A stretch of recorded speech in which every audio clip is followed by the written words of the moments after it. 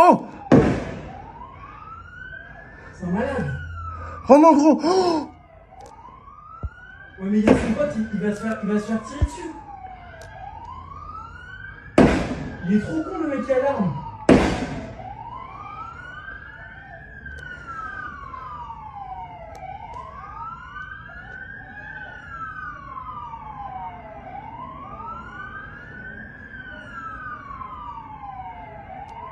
Le mec il est hyper courageux.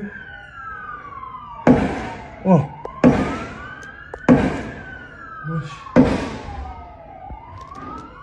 Australia နိုင်ငံ Sydney မြို့ရှိဖွန်ဒီကမ်းခြေတွင်ဒီဇင်ဘာလ14ရက်နေ့ညနေပိုင်းကတနက်ပစ်ခတ်မှုဖြစ်ပွားခဲ့ပြီးအနည်းဆုံးလူ12ဦးသေဆုံးသွားခဲ့ကြောင်းသိရှိရပါတယ်။ Sydney မြို့ရှိဖွန်ဒီကမ်းခြေမှာအနားယူပန်းဖြေနေတဲ့လူစုလူဝေးအားတနက်သမား2ဦးကပစ်ခတ်ခဲ့ခြင်းဖြစ်က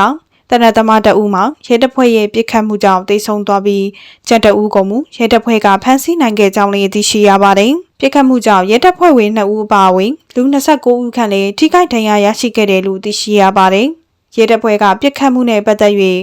တရားဝင်သတင်းထုတ်ပြန်ထားခြင်းမရှိတော့လဲဩစတြေးလျဂျူးလူမျိုးများအသင်းဥက္ကဋ္ဌရဲ့အဆိုအရဂျူးလူမျိုးတို့ရဲ့ဟန်နူကာအခမ်းအနားထိမ့်မှတ်ကျင်းပနေစဉ်ပစ်ခတ်မှုဖြစ်ပွားခဲ့ခြင်းဖြစ်ကြောင်းသိရှိရပါတယ်။